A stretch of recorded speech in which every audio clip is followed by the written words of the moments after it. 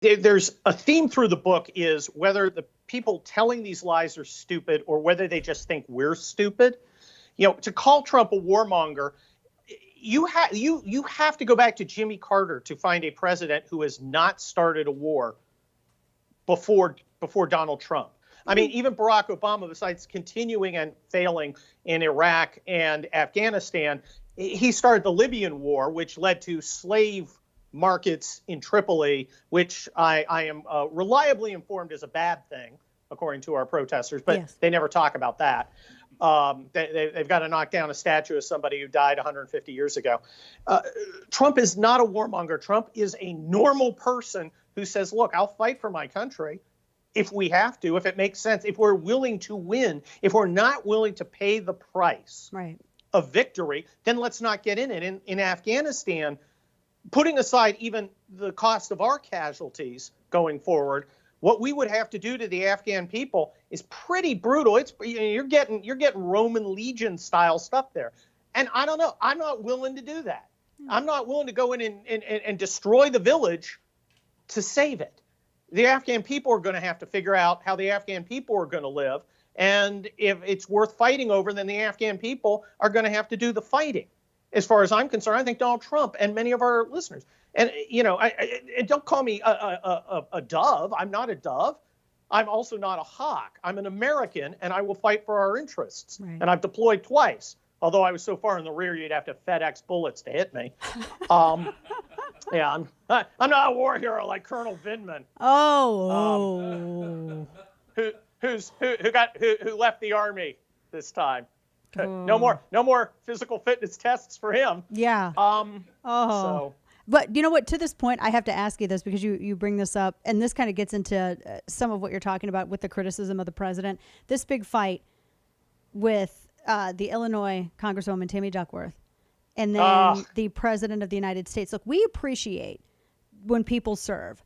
But why is it treated, and it seems like it's only appreciated by progressives when it can be used as a shield to deflect deserved criticism? I mean, when you're out there cheering on the removal of George Washington statues, that's crack pottery, and it deserves criticism. Why is she exempt?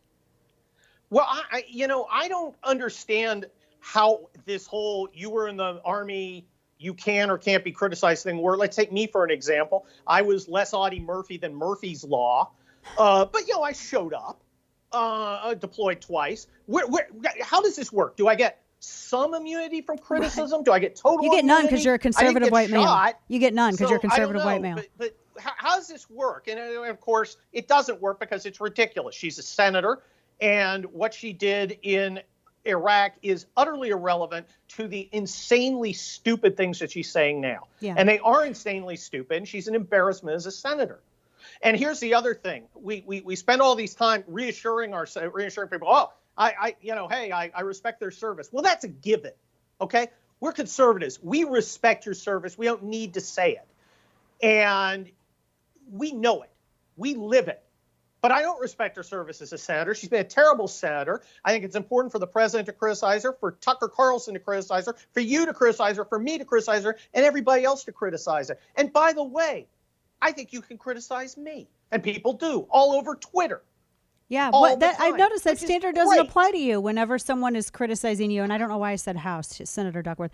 But whenever you're criticized, that is always inapplicable as far as you're concerned, or really not even just you, anyone who's a conservative, it's ultimately excused. Of course. Me, Jesse Kelly, there's a whole bunch of us Twitter guys who showed up in uniform. Okay, all right, we did our thing. We don't expect anything special for it, but we just note that the rules don't seem to apply to us, and that's one of the themes of the book. The rules only go one way, which means there are no rules. And you see that, you look at something like lie number 4 is Trump is Putin's pet, which is a guy who was literally in the Cold War.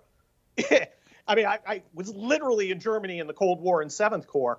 It's always nice to be told by some 24-year-old Vox scribbler with a goatee and a stupid tat that it's in Chinese. He thinks it means luck, but it really means sucker. And to be told that I'm not hard enough on the Russians by this guy who can't even do a push-up.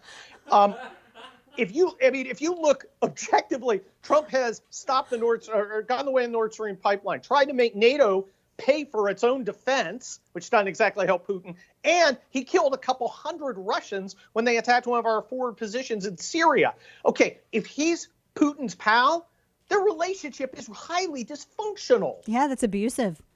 That's an abusive relationship. Yeah, that's exactly. He's like the suckiest pal ever. Counseling. Yeah, exactly. He's the worst pal ever. If that is the case. Yes. One of the and I was having this discussion with listeners a little earlier.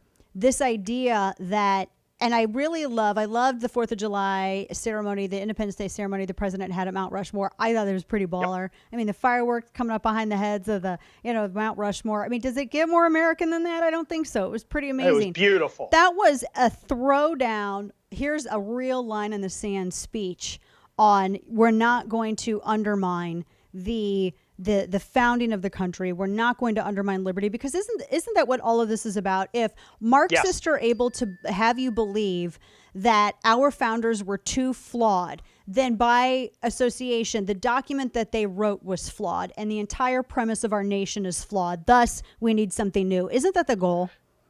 Oh, of course it is. And of course, what's the something new? Whatever they want. It's really weird that all the solutions to all the crises that they suddenly discover and turn into a moral panic always seem to be to give them the things that they wanted anyway. It's remarkable. Weather in 100 years? Let's go socialist. Cop gets out of line? Let's go socialist. Come on. It's all a lie, and it's all a scam. And again, the book talks about that in great detail. And we have to understand, we can't reason with these people. Look, I'm a lawyer. I argue for a living. But I don't argue with stupid people unless I'm being paid. And I don't argue with liberals because they don't care. You can't talk them out of something. You can't show them, here is some evidence. Here are some facts. It draws this conclusion. And they're like, no, the only conclusion is I get more power over you. But that isn't to say reason doesn't matter. It isn't to say that a show like yours isn't important, because there are a lot of people out there who are not paying attention to politics 24/7. They won't be until September because they're out there living their lives, going to church, building their families, doing things that matter instead of toppling statues and acting like fools.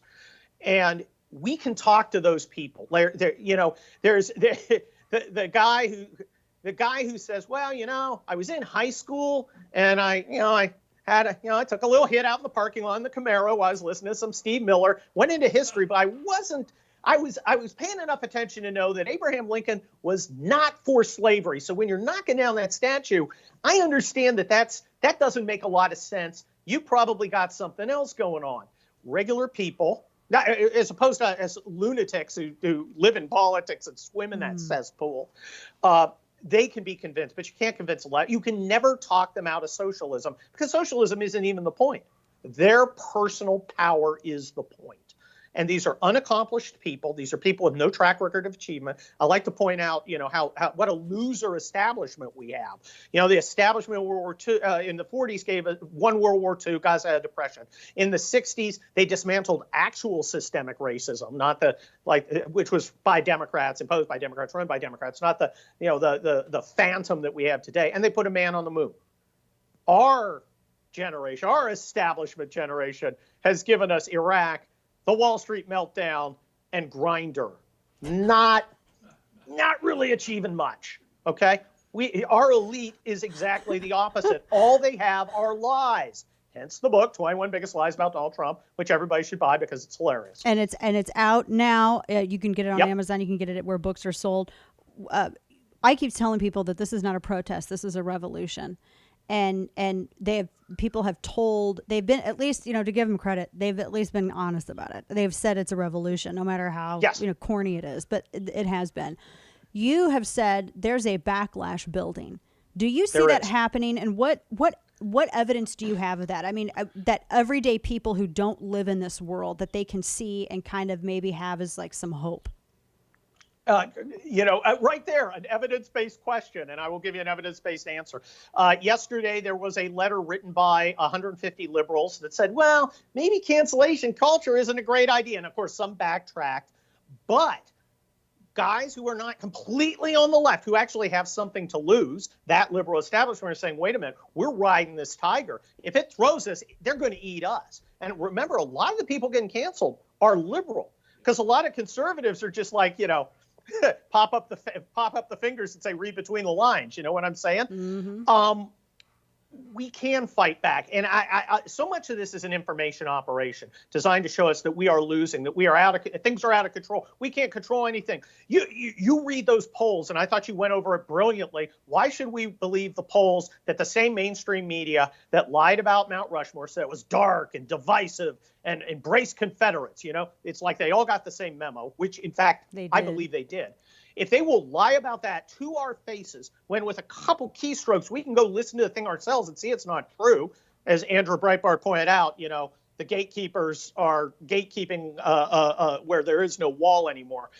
If they will lie about that, they will lie about the polls actively and aggressively. I don't believe it. Here's the test I use. I know a number of people who did not vote for Trump in 2016 who are saying, yeah, I'm going to. I need to. And maybe they have reservations or not. I know 0 people who have said, I voted for Trump, but now I want that gropey old weirdo who lives in a basement, because I think he's the answer to the question, that nobody asked. And I tell that story on a lot of shows. I've been doing a lot of media for the book. Everybody get the book. Okay, marketing guys. I mentioned the book. Now will you release my family? It's 21 Biggest Lies About Donald Trump and You. But I have yet to hear anyone tell me, or any host say, yeah, I've heard of someone saying, I'm going the other way. I was for Trump, and now I'm for Biden. Except those never Trump sissies who don't have anything better to do than, nostalgia about their cruises. Mm-hmm. Yeah, no, except those guys, and they're using the money for their firm and their board. The book is the 21 Biggest Lies About Donald Trump and You. You guys need this, because you need to know this information, especially, as Kurt said, this is an information operation. You need to be able to push back. Kurt Schlichter, at Kurt Schlichter on Twitter. Always a pleasure. Congrats on the book. Thank you, Dana. Fantastic. Always good to see you, my friend. Take care. God bless.